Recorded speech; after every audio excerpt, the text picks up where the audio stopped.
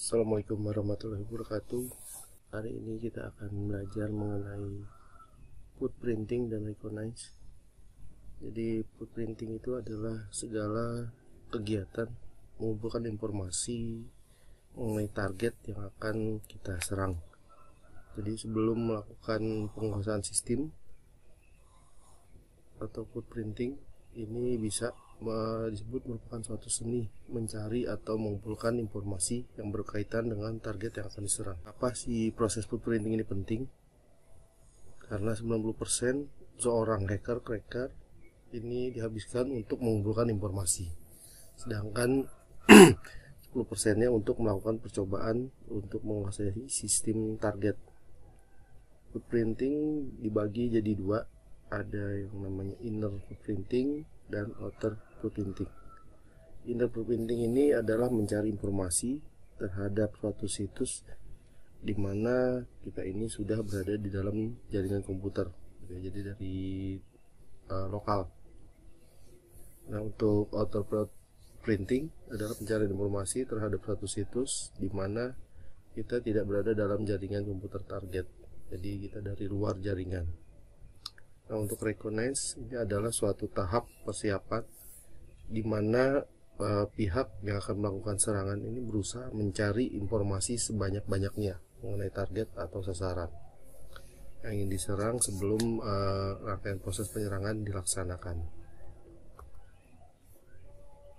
Cara menemukan jangkauan jaringan pada footprinting ini dengan menemukan kisaran alamat IP. Ini bisa menggunakan ARIN, WIS-tool, atau database pencarian.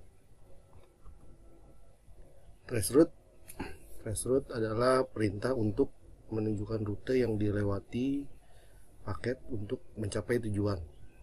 Jadi ini dilakukan dengan mengirim pesan Internet Control Message Protocol atau ICMP, echo request, ke tujuan dengan nilai time to live yang semakin meningkat. Rute yang ditampilkan adalah daftar interface router.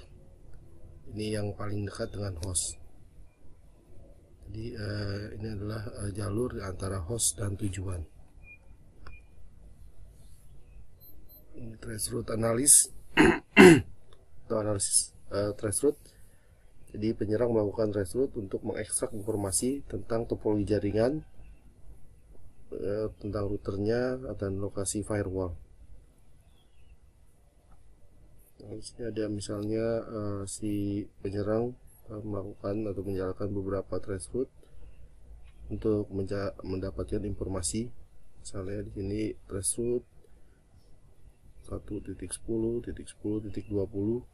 Nah, kedua hop terakhir adalah 1.1.10.1.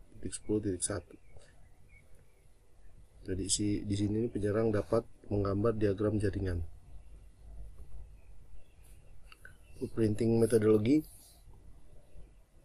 Jadi seperti gambar yang terlihat ini menunjukkan arah ke setiap gambar yang menunjukkan ke langkah atau metode footprinting dari internet footprinting. Terus menuju ke competitive intelligence. Bisa selanjutnya ke Whois footprinting, ke DNS footprinting, ya, sampai ke Google hacking. Competitive intelligence gathering, karena di sini bisnis bergerak dengan cepat. Jadi misalnya siklus produk dalam jangka 1 bulan, bukan dalam 1 tahun. Jadi rekan bisnis bisa menjadi pesaing apabila kita sebagai rekan bisnisnya ini melanggar kontrak, ya. Di competitive intelligence adalah sebuah proses untuk mengidentifikasi pertemuan, menganalisis, memverifikasi, dan menemukan informasi tentang pesaing kita dari internet.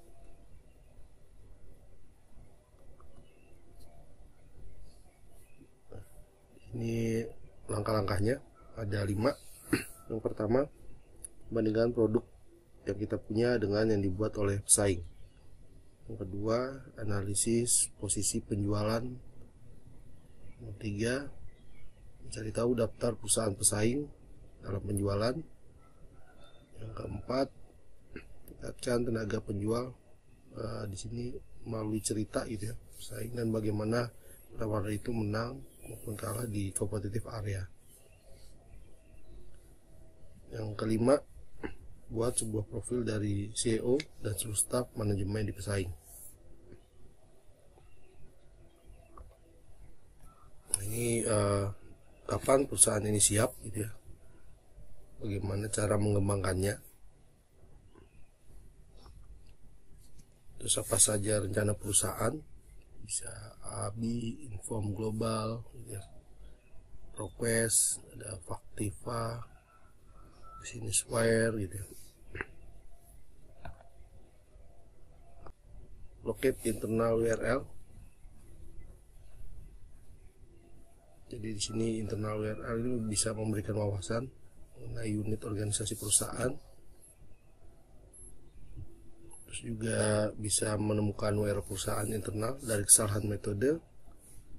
Dan juga terus ini untuk menemukan internal URL. Ini ada websitenya gitu ya, jadi microsoft.com.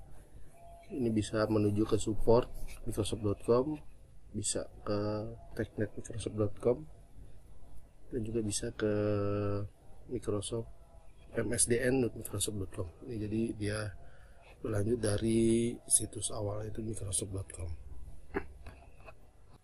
Mengenali untuk perusahaan website bisa privat dan website pribadi.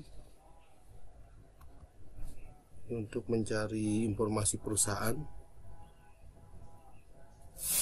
jadi informasi misalnya mengenai update gitu ya, bisa database karyawannya, press release, ada kontak informasi ya, jadi kita mencari informasi-informasi yang ada di internet mengenai suatu target.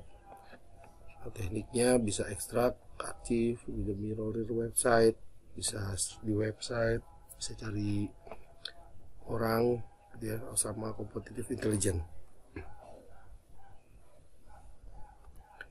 Nah, ini alat-alat untuk ambil data perusahaan menggunakan web data extractor. Jadi kita bisa mengambil informasi mengenai email, nomor telepon, fax dari internet. Ya, ada Spiderfoot. Ini untuk buat printing mengenai domain. Ada Robtext. Ini Robtext bot gitu ya. Untuk title dan meta informasi. Untuk printing juga bisa dari mesin pencari. Jadi di sini contohnya bisa dari Google, dari Bing, dari Ahrefs, dari Yahoo. Ya. Nah, si penyerang ini bisa menggunakan mesin pencari untuk ekstrak informasi mengenai target, bisa seperti platform teknologi, halaman detail, halaman login, ya, yang membantu dalam performing social engineering gitu ya misalnya. Dan juga si mesin pencari ini bisa memberikan informasi yang sensitif, yang misalnya yang sudah dihapus dari www atau World Wide Web. Bukan informasi lokal, misalnya menggunakan Google Earth. Ini guna untuk mendapatkan lokasi tempat dari suatu target, ya. Terus juga bisa dari gambar satelit di tempat tinggalnya, misalnya lebih jelas posisi kantornya ada di mana. Ini juga kita bisa mencari karyawan gitu, ada orang. Ini ada residential address, ada kontak number, ya, ada date of birth, ada email address, ada satu picture, ada private resident. Bisa kita cari semua informasinya dari internet. Kita juga bisa mencari orang atau target kita dari PIPL gitu ya, PL.com. Nah, di sini si DPL ini menggunakan teknik yang dikenal sebagai web crawling gitu ya, untuk mengekstrak informasi tentang orang-orang.